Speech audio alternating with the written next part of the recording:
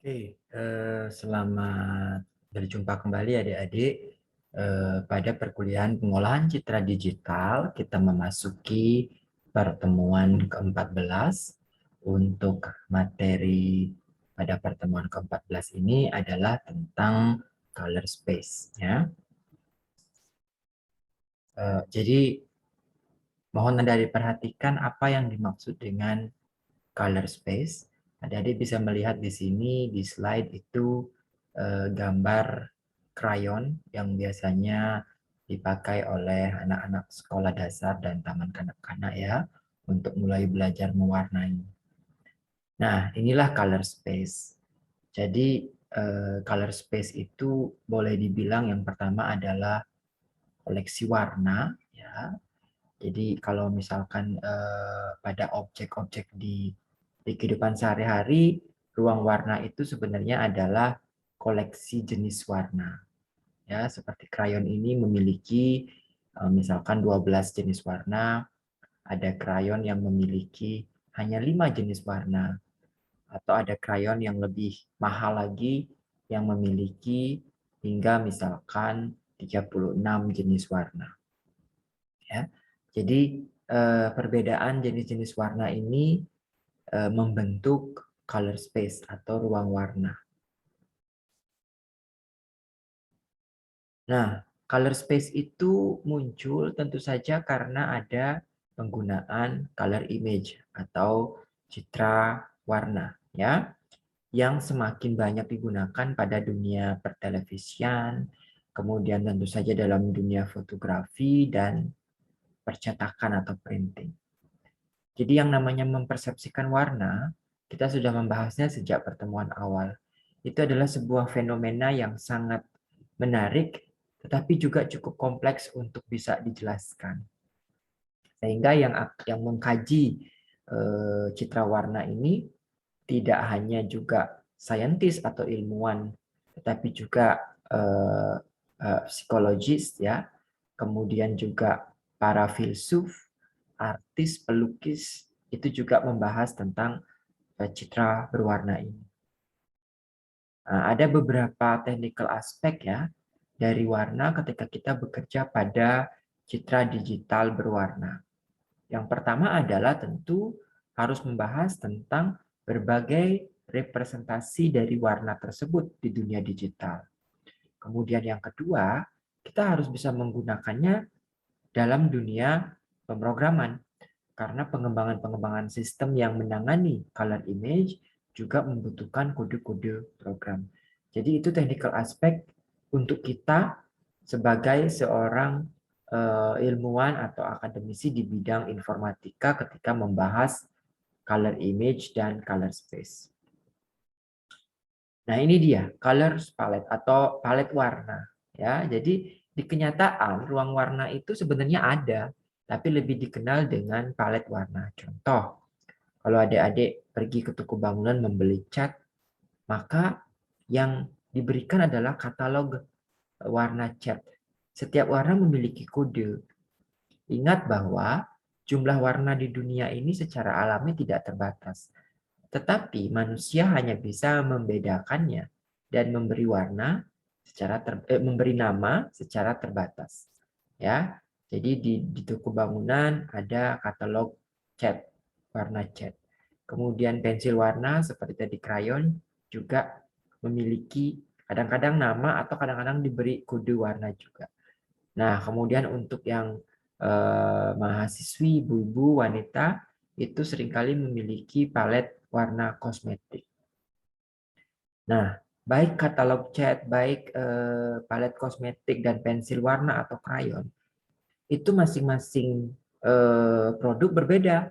Ada yang bisa menampung sekian warna, ada yang bisa memberi kode sekian warna. Itu artinya semakin banyak yang bisa dibedakan warnanya atau dikodekan, tentu palet tersebut makin boleh dibilang makin lengkap tentu saja, atau makin ya kualitasnya makin bagus, dalam arti kualitas bisa menyediakan sekian jenis warna yang berbeda dibandingkan dengan yang lebih sedikit. Nah, untuk bisa menamai dan memberi kode pada warna, Yang jumlahnya tidak terbatas itulah akhirnya muncul sistem color space. Di awal, sistem color space yang pertama kali atau cukup sederhana muncul itu adalah Munsell color system. Jadi Munsell color system yang berusaha memberikan kode-kode warna, membagi-bagi warna, dan membedakannya sehingga kita bisa mudah menyebutkannya atau mudah mengkomunikasikannya dengan orang lain. Karena persepsi visual kita kan berbeda-beda mungkin ya. Jadi kita harus bisa memberikan kode sehingga kita menyebut hal yang sama dengan orang lain ketika berkomunikasi. Munsell color system ini dibagi menjadi 3 komponen ya. Yang pertama dia punya hue, kemudian punya value, dan kemudian punya chroma. Jadi Munsell color system ini dibangun oleh 3 komponen 3 dimensi, di mana hue itu komponen yang nilainya itu dianggap melingkar, ya, sumbunya itu melingkar, kemudian value itu vertikal, kemudian kalau chroma itu horizontal dari pusat value menuju ke tepi hue. Ya, nah hue adalah istilahnya tinta yang membedakan warna satu dengan yang lainnya secara fundamental. Jadi hue pada Munsell color system dibedakan menjadi berapa jenis itu ya.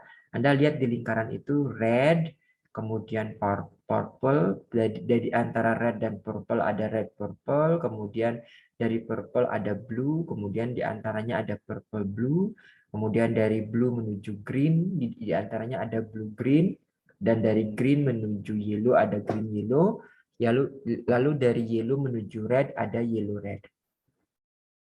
Jadi secara tinta, secara hue, Munsell hanya membedakan sekian warna saja. Nah, untuk warna yang sama, untuk hue yang sama, mereka bisa jadi menghasilkan persepsi warna yang berbeda lagi. Kalau misalkan nilai kromanya berbeda. Ya, misalkan yang dicontohkan di atas, pada hue yang tergolong purple blue, masih ada sekian jenis purple blue. Dari yang nilai kromanya 0 sampai 12. Kroma yang nilainya 0 itu artinya dia kehilangan kepekatan warnanya ya. Jadi kroma itu menunjukkan tingkat kepekatan dari hue yang dimaksudkan. Kalau semakin besar nilai kroma, semakin ke tepi lokasinya pada ruang warna ini. Jadi misalkan purple blue 12, berarti itu adalah purple blue yang paling pekat. Purple blue yang paling pudar itu adalah purple blue yang menempel kepada sumbu value, di mana itu artinya tidak menunjukkan warnanya lagi. Karena yang ada di nilai value itu dari 0 sampai 10 pada sumbu vertikal itu adalah gray scale atau warna yang kehilangan warna sebenarnya. Ya.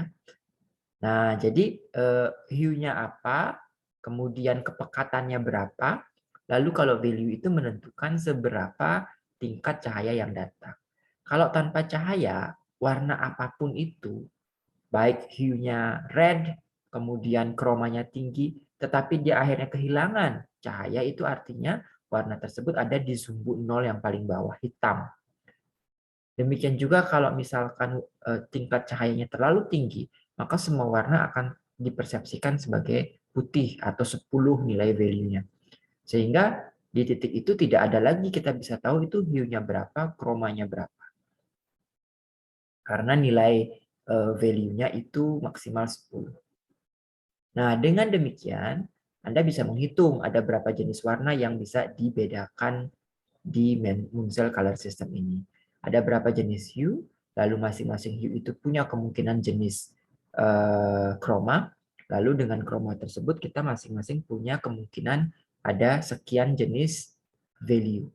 Itulah kombinasi yang bisa ditunjukkan oleh Munsell color system. Nah, ini penggambarannya kalau dibedah secara 3 dimensi ya. Hue kalau dibedah itu dia melingkar ya. Red ke purple ada red purple dan seterusnya melingkar. Kemudian value kalau dibedah untuk satu penampang yang sama akan membuat kita kehilangan warna kalau terlalu naik ke atas menjadi putih atau terlalu ke bawah terlalu gelap akan menjadi hitam. Jadi hue atau tinta apapun warnanya akan berubah menjadi hitam atau putih. Sementara chroma itu bergerak dari pusat sumbu value menuju ke tepi lingkaran. Semakin ke tepi berarti tinta tersebut semakin pekat.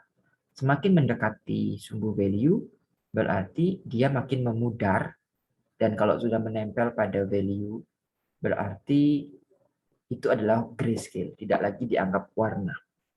Sebenarnya warna tapi kehilangan kepekatannya, pudar dia. Nah, ruang warna yang berikutnya tentu saja yang paling terkenal, ya, yaitu RGB color space. Nah, pada RGB color image, warna-warna itu di encode atau dikodekan sebagai kombinasi dari tiga warna primer, air, green, dan blue. Pemahaman akan tiga warna primer ini sebenarnya dipengaruhi oleh hasil penelitian pada human sensorik pada mata yang menyatakan bahwa mata kita paling peka terhadap gelombang sinar tampak pada rentang kisaran yang menghasilkan persepsi red, green, dan blue, sehingga RGB dianggap sebagai tiga warna primer. Nah, RGB ini digunakan secara meluas ya untuk transmisi data, merepresentasikan citra, menyimpan color image juga baik pada sistem analog televisi misalkan atau pada digital device seperti komputer Anda sekarang, kemudian kamera digital dan juga scanner. Nah, di samping itu, kenapa RGB ini juga terkenal? Karena banyak sekali packaging image processing tool dan juga program-program pemrograman grafika komputer yang memilih RGB sebagai representasi internal sistem mereka. Ini terbukti bahwa sebagian besar library bahasa pemrograman seperti Java Imaging API itu menggunakan RGB sebagai standar representasi pemrogramannya. Nah, RGB ini tergolong sistem pewarnaan adiktif, artinya untuk bisa menghasilkan sebuah warna, kita bisa menggabungkan tiga komponen tersebut dengan kombinasi yang berbeda. Jadi, all colors start with black and others are created by adding the primary colors. Jadi saling ditambahkan, mencampur-campurkan warna, menghasilkan warna lain. Itulah konsep dari RGB. Nah, pembentukan warna-warna, color formation-nya itu secara fisika itu dapat dilakukan dengan kalau kita menggabungkan, makanya aditif ya, tiga sumber cahaya, three beams of light. Kalau adik-adik punya sumber cahaya berwarna merah, hijau, dan biru, kemudian Anda tembakkan kepada satu kertas putih, digabungkan, maka adik-adik akan menghasilkan berbagai jenis warna lainnya dengan cara memodifikasi intensitas dari masing-masing beams of light dari red, green, dan blue itu secara terpisah-pisah. Ya, perbedaan kombinasi intensitas dari RGB inilah yang menghasilkan warna lain yang berbeda-beda. Oke. Nah, untuk membedakan satu warna dengan yang lainnya, kita harus bisa mengontrol seberapa kuat intensitas tersebut sehingga menghasilkan jenis brightness dari resulting colors-nya. Jadi tingkat terang lemahnya dari cahaya yang dari warna yang dihasilkan. Ya.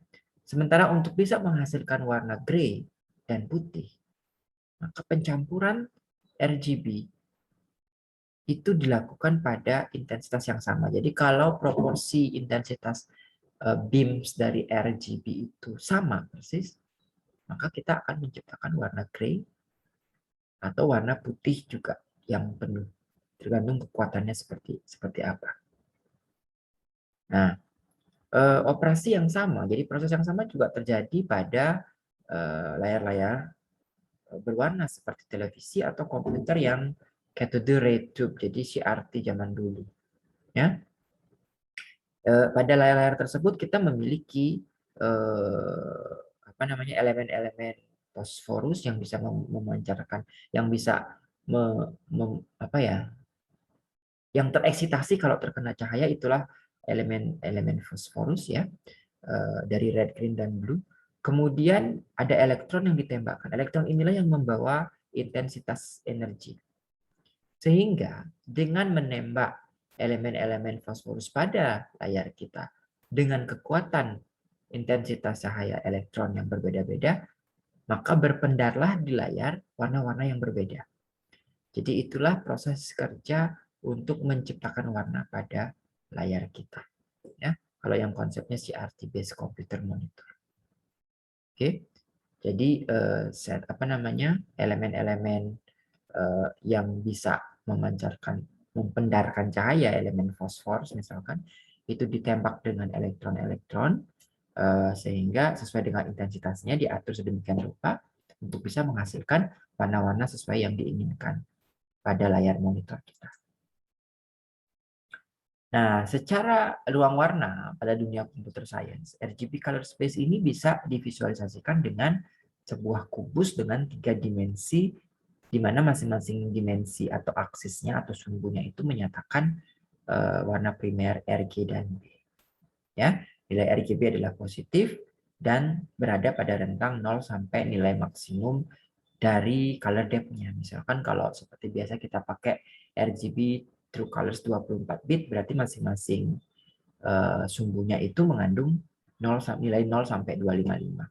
Karena 8 bit itu 256 jenis shade of red, green, dan blue. Nah, nanti setiap titik pada kubus tersebut, pertemuan antara titik dari sumbu RGB itulah yang menyatakan kode warna dari RGB color space kita. Jadi contohnya ini gambarnya adik-adik. Ya. Pada sumbu red itu dari hitam menuju red pekat, kemudian ke atas itu menuju blue, dan ke arah dalam itu menuju green. Nah, grayscale itu terletak pada sumbu S sampai W, yaitu pada sumbu diagonal yang benar-benar membelah kubus itu di tengah. Ya, jadi di situ adalah titik-titik di mana nilai RG dan B itu sama, sehingga yang dihasilkan adalah shade of gray atau grayscale colors-nya. Nah, adik-adik bisa lihat contoh misalkan ya, magenta atau M itu terletak pada sudut kubus di mana nilai red-nya penuh, nilai blue-nya penuh, sementara nilai green-nya zero. Karena memang magenta itu adalah warna yang dihasilkan dari gabungan red dan blue. Kemudian cyan itu di pojok sana yang biru, yang C itu adalah gabungan dari blue dengan green tanpa red. Ya. Sementara yellow, Y itu gabungan dari green dengan red tanpa blue. Nah, di tabel adik-adik bisa lihat ya, kalau nilai unit satuan yang digunakan untuk merepresentasikan kubus ini adalah 0 sampai 1, maka black itu 000 RGB-nya, kemudian red 100, dan yang lainnya. Sementara yellow gabungannya adalah 110, R-nya 1, G-nya 1, B-nya 0, dan seterusnya.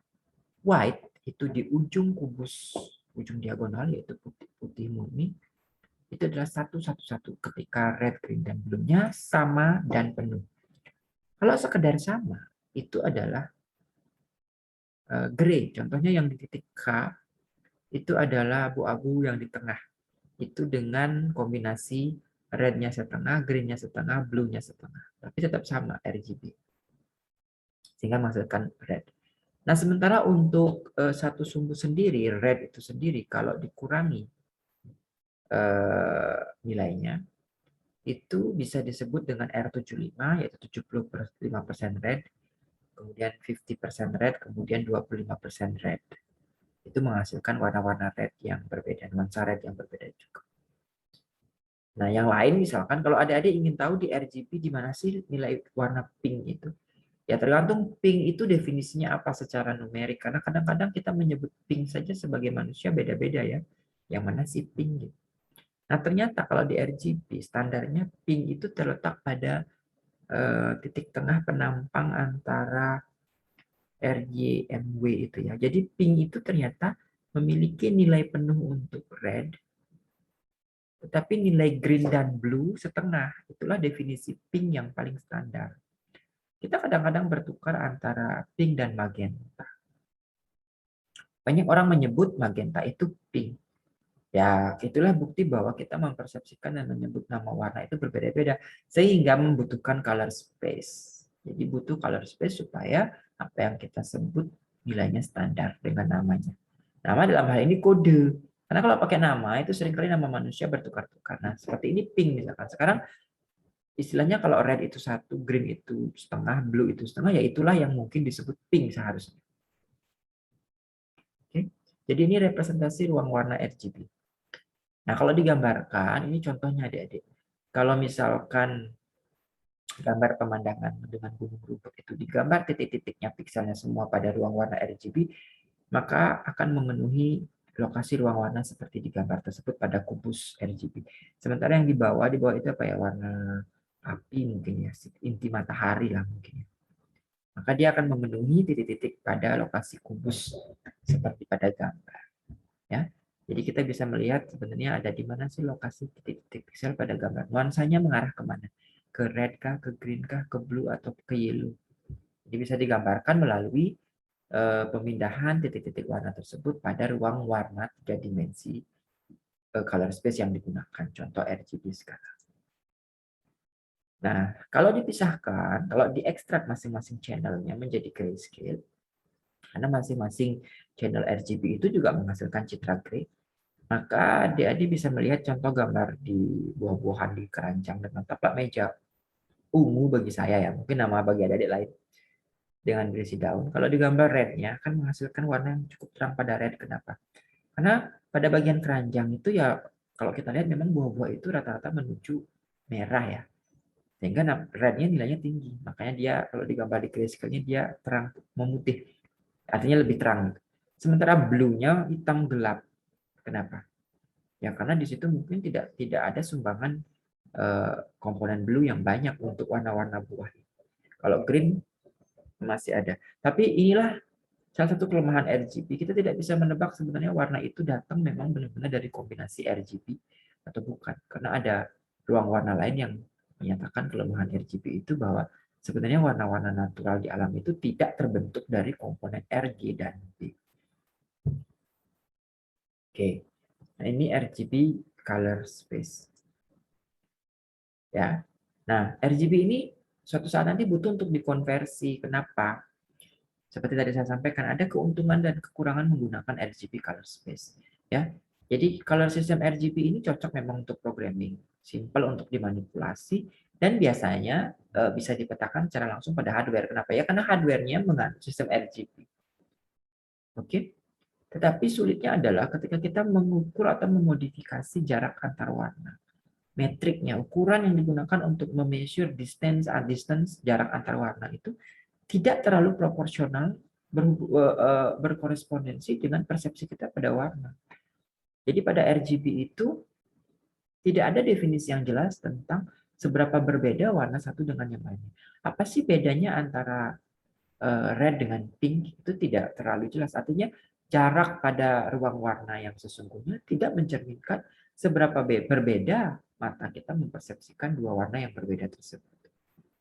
Jadi contohnya, mendobelkan nilai red pada komponen red tidak tidak semerta-merta menghasilkan warna yang 2 kali lipat rednya. Jadi itu tidak terjadi ya. Persepsi sama mata berbeda dengan numerik yang diusulkan. Gitu. Ya. Jadi dalam ruang warna ini memodifikasi titik warna itu bisa menghasilkan pada jumlah yang sama itu bisa menghasilkan warna yang kita persepsikan sangat jauh berbeda. Jadi tidak mencerminkan nilai-nilai numerik, perubahan nilai numerik, penambahan, kemudian pengurangan pada nilai kode numeriknya jadi RGB, ternyata tidak mencirikan sebesar itulah perubahan yang kita amati pada mata kita. Ya. Maka dianggap RGB itu tidak terlalu tidak terlalu intuitif dihubungkan dengan persepsi kita. RGB tidak terlalu natural untuk melambangkan persepsi atau pembedaan warna pada mata kita secara numerik. Ya. Sehingga muncullah ruang warna lain yang dianggap lebih intuitif untuk bisa mempersepsikan, untuk bisa merepresentasikan perbedaan persepsi warna dari mata manusia. Contohnya ya nanti HSV, HLS, dan sebagainya. Karena dia memiliki komponen penyusun ruang warna yang berbeda dari RGB. Oke, nanti kita akan bahas bagaimana ruang warna yang lain tersebut di bagian yang kedua. Nah, RGB sendiri tentu bisa dikonversikan menjadi grayscale. Ya. Seluruh citra pada ruang warna RGB bisa dikonversikan ke grayscale. Cara yang pertama adalah sangat sederhana dengan merata-ratakan ketiga komponen RGB di masing-masing pixelnya. Ya, karena mereka memang disusun dari 3 komponen itu dirata-ratakan, dia akan mendapatkan grayscale. Ada juga yang mengusulkan cara kedua, itu dengan memberikan bobot masing-masing RGB. Kenapa? Kalau dirata-ratakan, maka kan seluruh bobot seluruh 3 komponen itu sama. Sementara kita tahu bahwa bisa jadi R harusnya menyumbang lebih kuat, G lebih kecil, B, dan sebagainya. Karena porsi RGB itu tidak terlalu seimbang. Nah, diusulkanlah beberapa bobot untuk bisa menjumlahkan, mengalihkan lalu menjumlahkan komponen RGB itu untuk menjadi satu nilai yang mewakili nilai gray dari pixel RGB tersebut. Ada beberapa nilai bobot, salah satunya ada yang distandarkan dari ITU BT79. Ada banyak ya adik-adik, kalau ada adik cari berapa weight standar untuk membobotkan nilai RGB menuju nilai grayscale-nya. Ya, semuanya berprinsip bagaimana membuat hasil citra grayscale dari sebuah citra RGB itu tampak lebih natural dari yang lainnya. Jadi berusaha mendekatkan senatural apa sih grayscale yang dihasilkan kalau kita hanya mengkonversi RGB-nya saja. Jadi tanpa punya grayscale-nya. Jadi kita ingin membuat grayscale. Jadi ini salah satu rumusnya, tinggal diikuti. Bisa rata-rata, bisa dengan mengalihkan bobot lalu menjumlahkan, bobotnya ditentukan mau yang mana. Nah, kita juga bisa dengan cara menghapuskan atau menghilangkan warna pada RGB sehingga kita menghasilkan hueless atau gray. Kalau misalkan RGB-nya sama. Ya. Jadi RGB yang sama itu adalah RGB yang nuansanya hueless atau sebenarnya jadinya menjadi nuansa gray. Ya. Di kubus ruang warnanya kan ada, udah lihat seluruh titik pixel yang berada pada diagonal tengah di mana seluruh komponen RGB-nya bernilai sama, maka itulah menghasilkan piksel-piksel gray pada ruang warna RGB. Oke, kemudian prinsip desaturasi pada RGB seperti apa? RGB itu kan tidak punya komponen saturation, dia punyanya R, G, dan B. Nah, melakukan desaturasi mungkin juga dilakukan. Ya, jadi prinsipnya adalah mengurangi secara uniform jumlah warna, amount of color pada RGB itu secara continuous. Ya, mendesaturasi. Rumusnya seperti apa? Jadi adik-adik hitung dulu Y-nya. Y adalah gray point yang adik-adik pilih pada titik RGB pixel tersebut. Lalu setiap komponen RGB-nya itu dikurangi dengan nilai Y tersebut. Nah, seberapa besar adik-adik mau mendesaturasi itu ditentukan oleh faktor S-nya. Ya, jadi faktor S pengali yang pada rumus tersebut itulah yang mengontrol seberapa amount of color yang mau disisakan. Nilai S itu bergerak dari 0 sampai 1. Kalau dia 0, berarti kan dikalikan dengan nilai pengurangan antara R dengan Y, G dengan Y, B dengan Y, itu hasilnya 0. Itu artinya adik-adik mendapatkan hanya gray, yaitu Y yang bersangkutan untuk masing-masing RGB. Jadi kalau S-nya 0, completely eliminates the color. Ya, karena terdesaturasi ya total, berarti adik-adik hanya bekerja dengan gray atau Y itu. Ya. Sementara kalau S-nya 1, itu artinya adik-adik menjaga warnanya penuh. Ya, artinya itu warnanya masih pekat penuh. Karena R kurang Y, ditambahkan Y lagi, hasilnya R kembali. Jadi tidak ada perubahan warna. Ya. Nah, untuk mendesaturasi sesuai keinginan adik-adik, tolong diatur nilai S-nya antara 0 sampai 1. Seberapa pekat pudar warna yang diinginkan dengan menambahkan selisih antara nilai komponen RGB yang asli dikurangi dengan nilai gray-nya pada Y, lalu diatur mau seberapa yang tersisa. Jadi seberapa pekat sisanya, seberapa pudar yang diinginkan. Itulah konsep desaturasi. Kalau digambarkan pada ruang warnanya, contohnya, kalau Anda ingin mensaturasi warna C, lihat ya, C itu nuansanya itu apa namanya tuh? Antara pink magenta. Ya itulah, bukan pink magenta, karena pink magenta sudah punya standar. Itu warna yang nuansanya seperti itu. Kemudian adik-adik ingin mendesaturasinya itu adik-adik menggeser berarti titik piksel C itu di kubusnya menuju mendekati sumbu gray. Kalau sampai di sumbu gray itu artinya terdesaturasi penuh, artinya dia benar-benar memudar hingga kehilangan warna menjadi gray, atau kalau nggak dijaga di tengah-tengahnya dia agak memudar, ya warna merah muda yang itu tuh yang C itu menuju D misalkan, itu agak memudar, lalu memudar lagi menuju G itu grayscale. Nah, itu salah satu contoh bagaimana sebenarnya prinsip desaturasi yang dilakukan di RGB. Walaupun RGB itu tidak punya komponen saturation, karena dia ruang warnanya hanya RG dan B. Kalau komponen ruang warna lain nanti ada komponen saturation. Oke, jadi untuk part pertama ini saya cukupkan sampai di sini. Adik-adik sudah membahas ruang warna RGB. Pada pertemuan selanjutnya atau pada video selanjutnya, part berikutnya, kita akan membahas ruang warna yang lain selain RGB color space.